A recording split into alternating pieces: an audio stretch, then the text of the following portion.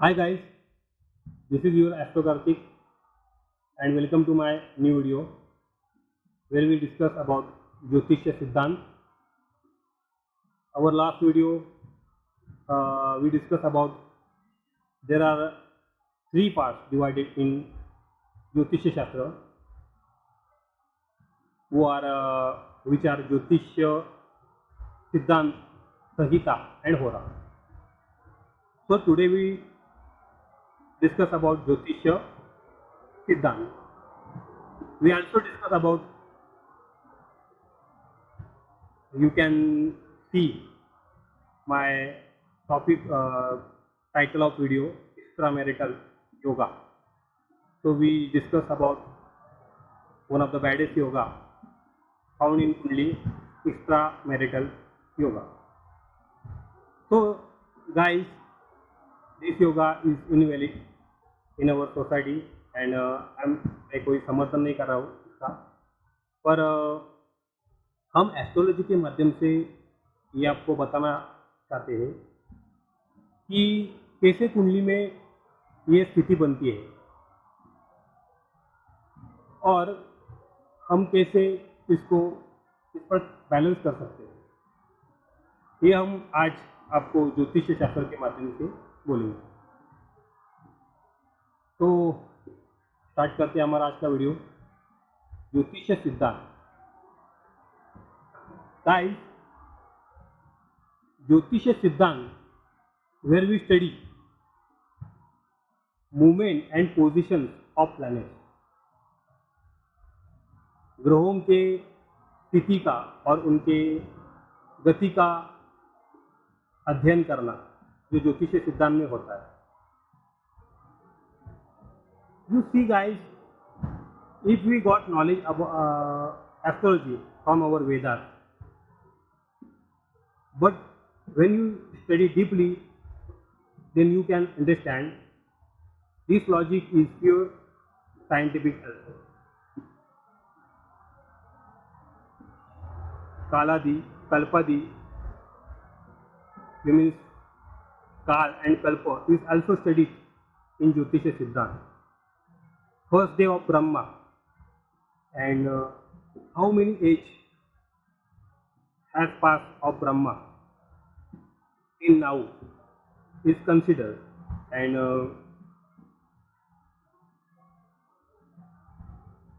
also studied geography and astronomy. Astronomy means खगोल शास्त्र, दिन और रात के प्रमाण का अध्ययन करना और हर मन को दो पार्ट में डिवाइड करना, दो पक्ष में डिवाइड करना। There is shukla and krishna paksha. इन सब का अध्ययन ज्योतिष सिद्धांत में होता है। आप देखेंगे कि ज्योतिष सिद्धांत के अंदर जो भी टॉपिक है उन सब का स्टडी गणित के माध्यम से होने के कारण ज्योतिष सिद्धांत एक कंप्लीटली साइंटिफिक टॉपिक है, वो कंप्लीटली विज्ञान पे आधारित है। सो दिस इज ज्योतिष सिद्धांत and we can't brief study because it is very big shastra. So here is a small description about Jyotisha Siddhant. So we move about our today's topic, next topic, extramarital yoga found in Kundalini. So extramarital yoga, one of the bad yoga, and why we discuss it today. See guys, there are more trouble things in our society nowadays, and extramarital yoga is one of them. Many couple have their own issue, their problems. Most of the time this yoga due to पहले गुणों का मिलन नहीं करते हैं, love marriage करते हैं और बाद में चीट होने के कारण एक्स्ट्रामैरिटल योगा जैसी बातें होती रहती है। तो मैं उस योगा का मैंने पहले ही बोला है, कोई समर्थन नहीं करता। It is invalid in our society in also our karma. अगर हम एस्ट्रोलॉजी के बारे सिद्धांतों से इसे देखेंगे तो हमें एक बात ध्यान में आ जाएगी कि Venus, Shukra, Venus is very good planet, शुभ ग्रह। It is very luxurious and he is the karaka of our love, our beauty, our sex life, our sex desires. He is very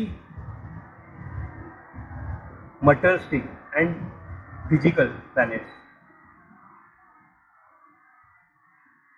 हमारी रिच लाइफ, हमारे शौक, ये इस पर Venus प्रभावी होता है। तो जिसका विनस अच्छा है उसको ये सारी चीज़ों का बहुत शौक रहता है। तो विनस हमारे सेक्स लाइफ पर इफेक्ट करता है, इसलिए Venus most of the time is responsible for extramarital yoga. जब विनस 6, 8 एंड 12 हाउस में बैठा है, ये तीन जो हाउसेस है कुंडली के 6, 8 एंड 12, वो बहुत ही खराब हाउसेस है। जब विनस इसमें बैठा है और only not that condition, actually बहुत सी कंडीशन और है, तो मतलब extramarital yoga is form. But when we ऐसा बोलते हैं, ऐसा बहुत से एस्ट्रोलॉजरों का नॉलेज है, but there is one more yoga where we discuss today and that is Chandra. Most of the time when we observe, the moon is more responsible for extramarital yoga is formed in Kundalini. There is one story in our scripture where we discuss today. But when moon sit with Venus in 6, 8, 12 house, it aspects Venus और उसका direction ठीक नहीं है, या फिर उस पर किसी की बैड प्लैनेट की नज़र आ रही है, तो फिर भी एक्स्ट्रामैरिटल योग होने के चांसेस होते हैं। तो हम आज एक स्टोरी डिस्कस करेंगे। Chandra, Brihaspati and goddess Tara. You know, the Brihaspati is the teacher of all gods, and goddess Tara was the wife of Brihaspati.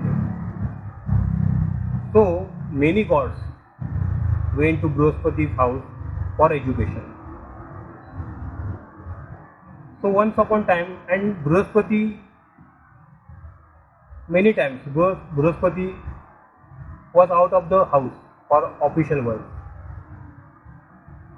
So once upon a time the moon came to Brihaspati house and Chandradev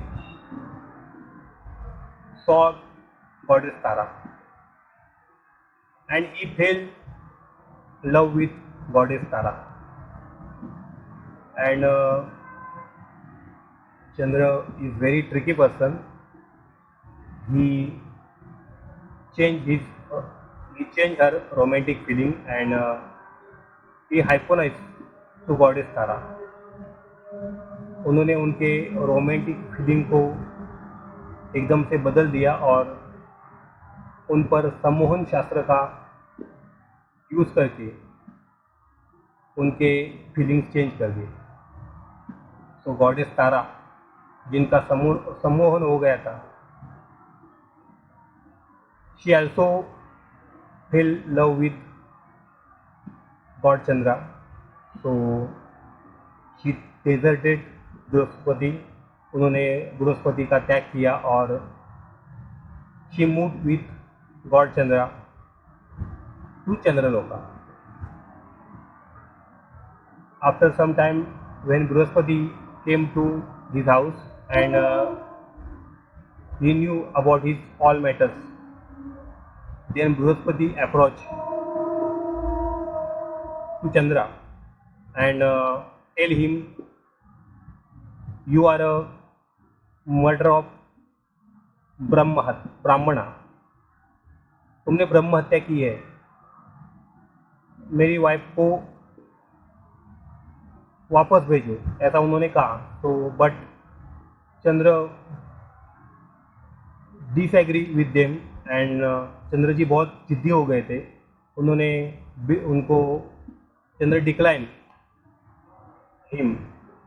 So after that Brihaspati went to God Indra and tell him, मेरे पत्नी को वापस लेके आइए, नहीं तो I won't perform any rituals. मैं कोई भी रिचुअल आपके करूँगा नहीं. See here, so God Indra has already have extramarital affair with Gautam Rishi's wife Ahilya. But God Indra is the king of all devatas, so he is protector of all his praja, and Brihaspati is the teacher of all devatas. So God Indra is ready. He went to God Indra and tell him, send wife back to Brihaspati, send Tara back to Brihaspati, and otherwise ready to war. But Chandra is very playful and stubborn. He is not ready. He also disagree with King Indradev, and he is ready with war. Chandra ji भी युद्ध के लिए तैयार हो गए. And all देवतास are ready to war. Shukracharya ji जो हमारे थे वो हमेशा देवताओं के अपोजिट ही रहे हैं. तो उन्होंने इस युद्ध में भी देवों के अपोजिट ही साइड ली. उन्होंने चंद्र की साइड ली और एकदम घनघोर युद्ध चालू हुआ. इस युद्ध में पृथ्वी की बहुत हानि होने लगी. गॉड इंद्र भी अटैक कर रहे थे और गॉड चंद्र भी अपने ओर से अटैक कर रहे थे.